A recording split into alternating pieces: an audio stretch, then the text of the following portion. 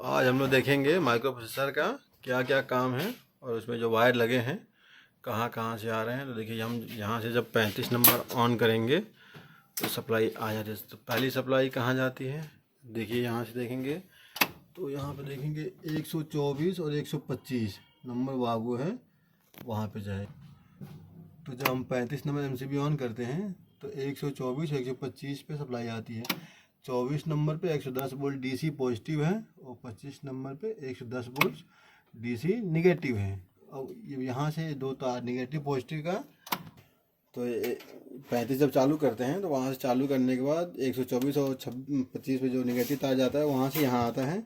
और देखिए यहाँ पे निगेटिव और पॉजिटिव, तो ये सीपीयू को सप्लाई मिल जाती है। ठीक है, अब ये सीपीयू काम कैसे करता है, तो पहला जैक है यहाँ पे है, ये पहला यहाँ के इनपुट है, ये नीचे का जो हरा वायर है इंडिकेशन है ये इनपुट है और जो रेड है ये आउटपुट है।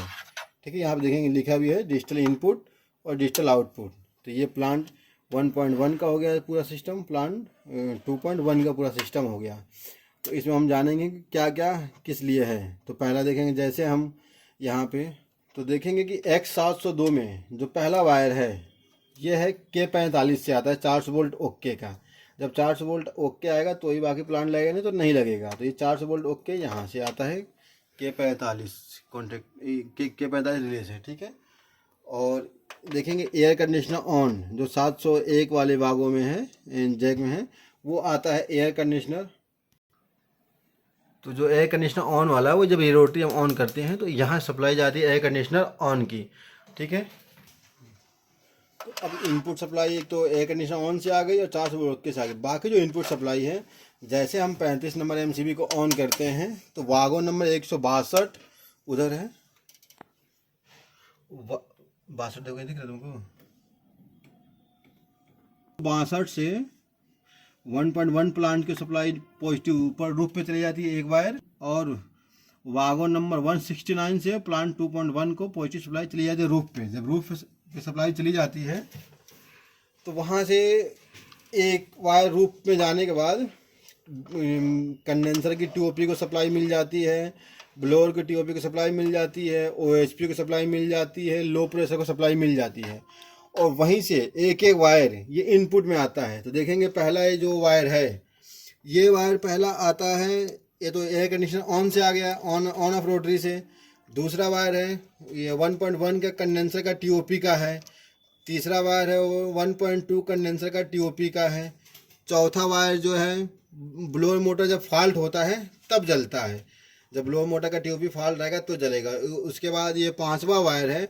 तो इस पीसीबी को ऑन करने के निगेटिव चाहिए, तो यहाँ पे 110 वोल्ट निगेटिव है। और उसके बाद जब नीचे देखेंगे तो दो तार एलपी के हैं, 1.1 एलपी और 1.2 एलपी का। उसके जस्ट नीचे देखेंगे तो कंट्रोल प्रेशर का वायर है, उसके जस्ट नीचे दो एचपी का वायर है। तो ये सप्लाई इनपुट में आ रहे हैं। एचपी जब आएगा, जब एचपी फॉल्ट आएगा तब ये इंडिकेट लाइट या सप्लाई यहाँ आएगी और यहाँ पे जलाएगा। अब ये क्या करते हैं, इनपुट जब सप्लाई ले आया, अब यहाँ पे एक आउटपुट से सप्लाई निकलेगा। तो ब्लोअर तो परमानेंट चलता रहता है। अभी पहला सप्लाई निकलेगा कंडेंसर का, तो यहाँ कंडेंसर देखेंगे तो पहला ये वायर है ये पॉजिटिव है, 110 वोल्ट पॉजिटिव है। सभी इन जैकों में, दोनों जैकों में पहला वायर 110 वोल्ट पॉजिटिव है। अब यहाँ कंडेंसर जैसे यहाँ से निकालेगा, एक कंडेंसर निकला सप्लाई, ये आया यहाँ से RSW1 रोटरी में। तो देखेंगे जब भी सीपीयू से आउटपुट जैसे निकलेगा तो ये यहाँ पे एक रोटरी है, ऑटो मैनुअल रोटरी जो होता है, यहाँ पे आएगी सप्लाई।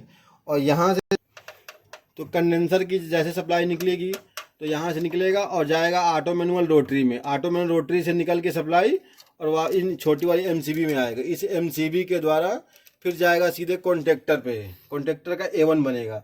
दूसरा कंडेंसर का भी सप्लाई वैसे ही है, दूसरा कंडेंसर निकलेगा RSW1 ये ऑटो मैनुअल रोटरी में जाएगा, वहाँ फिर ये एमसीबी है सिंगल पोल के एमसीबी में सीधा कॉन्टेक्टर को जाएगा A1 को। कंडेंसर लग गया।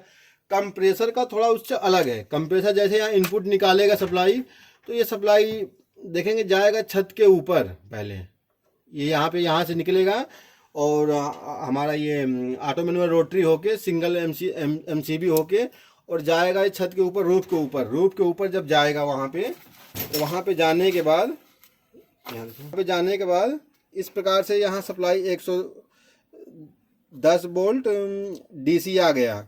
अब यहाँ पे HP कटआउट लगा हुआ है, तो ये HP कटआउट से 3 तार हो गया। यहाँ पे सप्लाई गई, एक लेके आया इनपुट। अब ये है कॉन्टेक्टर को जाने वाली सप्लाई और ये है फॉल्ट का सप्लाई। अगर HP कटआउट ट्रिप नहीं रहेगा, अगर मान लो HP कटआउट ट्रिप है तो ये फॉल्ट जलाएगा और फॉल्ट लेके आएगा। तो देखेंगे ये माइक्रो प्रोसेसर में जो इनपुट है वहाँ पे ये देखेंगे, नीचे नज़दीक करो, देखेंगे HP फॉल्ट की है ना, तो ये इंडिकेशन आया। जैसे इंडिकेशन ये आएगा वैसे ही कंप्रेसर आउटपुट छोड़ देगा। अगर HP फॉल्ट नहीं रहेगा तो सप्लाई निकलेगी यहाँ से और सीधा कॉन्टेक्टर का A1 बन जाएगा, कॉन्टेक्टर लग जाएगा, क्योंकि A2 इसको पहले से मिल रहा है, A1 लग जाएगा।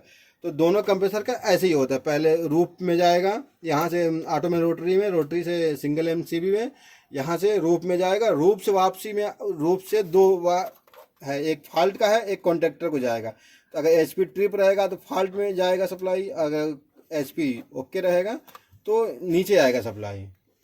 तो जैसे अगर HP फॉल्ट रहेगा, अगर 400 PSI से ज़्यादा प्रेशर जाएगा तो HP फॉल्ट होगा। अगर 290 तक आएगा तो नॉर्मल रहेगा, 290 PSI तक आएगा तो नॉर्मल रहेगा, तो उसमें नहीं चलेगा। लेकिन उसी बीच क्या होता है, ये कंट्रोल प्रेशर देखेंगे ना, कंट्रोल प्रेशर हरदम नहीं जलता है। जो इंडिकेशन इनपुट है, जब कंट्रोल प्रेशर जलेगा तब 2 कंडेंसर चलेंगे। वो क्यों चलते हैं कि अगर कंडेंसिंग कम हो रहा है, ज़्यादा हो रहा है, तो कंट्रोल प्रेशर लगे हुए हैं दोनों तारों में। जब कंट्रोल प्रेशर ऑन हो जाएगा तो ये इनपुट, जैसे यहाँ कंट्रोल प्रेशर का ऑन होगा, जब कंट्रोल प्रेशर ऑन होगा तब 2 कंडेंसर चलेगा। जब कंट्रोल प्रेशर ऑन नहीं होगा तो एक कंप्रेसर, एक कंडेंसर चलेगा। देखिए अभी हमने कंट्रोल प्रेशर को ऑन करा रहे हैं मैनुअली। देखिए ये यहाँ पे इंडिकेशन जला, ये जला, ये दूसरा देखिए कंडेंसर लग गया, हमने निकाल दिया, कंडेंसर बंद हो गया। तो जब कंट्रोल प्रेशर ऑन होता है तब तक 2 कंडेंसर चलते हैं। अगर कंट्रोल प्रेशर नहीं ऑन होगा तो एक ही कंडेंसर चलेगा। कंट्रोल प्रेशर का रीजन ये है, डिस्चार्ज प्रेशर में जब 330 PSI से अगर ऊपर जाता है तो कंट्रोल प्रेशर ऑन हो जाता है, और जैसे उसका डिस्चार्ज का प्रेशर 290 के आसपास आएगा तो कंट्रोल प्रेशर ऑफ हो जाएगा। तो जब ऑन होता है तो 2 कंडेंसर मोटर चलते हैं, जब ऑफ होता है तो एक कंडेंसर मोटर चलते हैं। तो आप समझ गए हैं। तो ये जो अब देखिए 7301 जो वागो है, ये पहला वायर है, ये 110 वोल्ट DC पॉजिटिव है, ठीक। अब ये कंट्रोलर ओके का है, सप्लाई है। कंट्रोलर अगर ओके जाता है तो देखेंगे कंट्रोलर ओके का है। अब जो तीसरा वायर है, ये ब्लोअर मोटर, यहाँ से सप्लाई जाएगी ब्लोअर कॉन्टेक्टर को ऑन कराने के लिए, और वो जाएगी, ये जो तीसरा तार है वो जाएगा ब्लोअर के कॉन्टेक्टर के 26 को ऑन कराने के लिए, डायोड के थ्रू जाएगी इनपुट आउटपुट में, और ये एक तार स्पेयर का है, ठीक है। तो अब इधर देखेंगे तो सेम ऐसे 110 वोल्ट पॉजिटिव है। ये यहाँ पे जब देखेंगे तो ये अगर CPU फॉल्ट होगा तो ये फॉल्ट जलाएगा, और यहाँ पे देखेंगे तो ये बाहर देखते हैं इंडिकेशन जलता है ना रेड कलर का, वो जलाने के लिए जलता है फॉल्ट का इंडिकेशन। और दूसरा ये तीसरा तार जो है फिर ये ब्लोअर को जाता है, ब्लोअर को कंडक्टर को ऑन करने के लिए, और चौथा ये स्पेयर में। फिर सेम जैसे हमने यहाँ कंडेंसर कंप्रेसर बताया, सेम वैसे ही इसकी भी हाल है। ये है जो पहला तार है 110 वोल्ट पॉजिटिव है। ये जो पहला तार है ये कंडेंसर 2.1 का है। जो दूसरा तार है ये कंडेंसर 2.2 का है। जो तीसरा तार है कंप्रेसर 2.1 का है, और ये जो चौथा तार है कंप्रेसर 2.2 का है, और ये पांचवा तार है ये हीटर का है। तो एक positive, 2 condenser, 2 compressor, 1 heater. Same वैसे भी उधर ही है। अब इसके भी इनपुट हैं, आउटपुट तो देखिए इनपुट भी सेम ऐसे ही है। ये 400 वोल्ट ओके के 45 से आता है, और ये 169 से लूप होके सारे इनपुट आ जाते हैं नीचे। अब इनपुट में क्या आते हैं, यहाँ देखिए 2 कंडेंसर मोटर के TOP, एक ब्लोअर फॉल्ट का TOP, एक OHP का, एक कॉमन ये निगेटिव 110 वोल्ट इसको देते हैं PCB को ऑन कराने के लिए, यहीं से दे देते हैं लूप करके। 2 लो प्रेशर का, एक कंट्रोल प्रेशर का, और हाई HP हाई जो प्रेशर है वो तब आएगा जब कंप्रेसर यहाँ से ऑन होगा तो सप्लाई इसके थ्रू जाएगी ऑटो में रोटरी को, रोटरी से सिंगल MCB में, और वो जो सिंगल MCB है और इसके थ्रू ऊपर जाएगी। जब वहाँ पे अगर HP फॉल्ट रहेगा तो सप्लाई इन 2 तारों में आती है। देखेंगे नीचे 2 तार हैं, इधर दिखाओ, इधर जो नीचे दो तार हैं, इनमें आते हैं। जब भी ये सप्लाई जल जाएंगे तो ये जैसे जलेंगे, अगर जल जाएंगे वैसे ही कंप्रेसर छोड़ देगा, क्योंकि एचपी फॉल्ट आ गया तो कंप्रेसर छोड़ देगा। अब ये इनपुट है, ये आउटपुट है और ये ब्लोअर का। यहाँ पे ये तीन जैक देख लिए दूसरे का। अब नीचे नीचे जैक देखेंगे X801 और X802। ये जो जैक हैं जो हमारा बार गेज प्रेशर, जो गैस का प्रेशर दिखाता है, बाहर देखेंगे तो एक प्रेशर दिखाता है बार गेज में, एक डिजिटल में दिखाता है। तो जो ये प्रेशर दिखाता है वो उसके लिए, एक ये बार गेज में दिखाएगा और एक अपने डिस्प्ले में डिजिटल में दिखाएगा। तो वहाँ पे उसके लिए तार हैं। तो देखेंगे तो वाले जैक में 4 HP के हैं और 4 LP के हैं। डबल तार इसलिए हैं कि एक एक तार जाता है डिजिटल वाले में और एक एक तार जाता है एनालॉग मीटर में, जो बार वाली मीटर है उन मीटर में जाता है। ये 124 वोल्ट से ऑपरेट होती है। अब ऑपरेट कैसे होती है, एक प्लांट को 212 सप्लाई दे देते हैं। ये देखिए यहाँ पे लगा कन्वर्टर है, ये 110 वोल्ट DC को 24 वोल्ट में कन्वर्ट कर देती है। और ये जो सप्लाई है निगेटिव पॉजिटिव, एक निगेटिव सीधा उठ के यहाँ आ जाता है और यहाँ से इस मीटर को दे देते हैं सप्लाई। और जो पॉजिटिव तार है यहाँ से देखेंगे जो 212, ये जो 212 है, एक तरफ से 212 से जाती है और दूसरी तरफ से 141 नंबर वागों से रूफ को सप्लाई जाती है। तो वहाँ पे जब सप्लाई देखेंगे जाएगी, एक प्लांट का 24 वोल्ट DC 212 नंबर वागों से गया और दूसरे प्लांट का 141 नंबर वागों से गया। तो इसमें क्या है, SP, LP और LP, फिर SP, LP और LP का। ये बार गेज जो ट्रांसड्यूसर लगे हैं ऊपर, एक 40 का एक 20 का, वो प्रेशर दिखाते हैं। तो वो जो इनमें सप्लाई 110 वोल्ट पॉजिटिव दे दिया, ये 2 तार के होते हैं, ऐसे 2 तार के पॉजिटिव दे दिया और 4 वायर, 4 हैं तो 4 वायर ऐसे नीचे आ जाते हैं। वही जो तार आते हैं इनमें लग जाते हैं, ठीक है।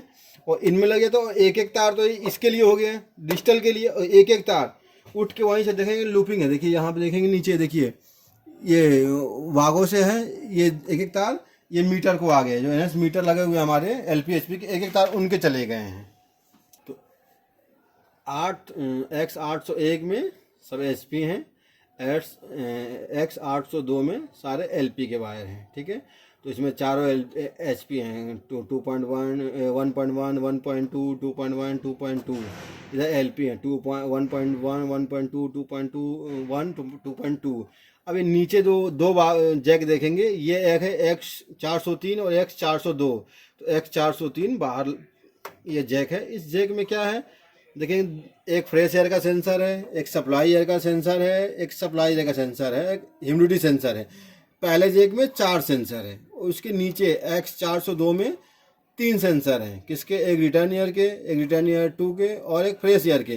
देखिए जो फ्रेश ईयर का ये जो सेंसर है, ये फ्रेश ईयर का सेंसर है।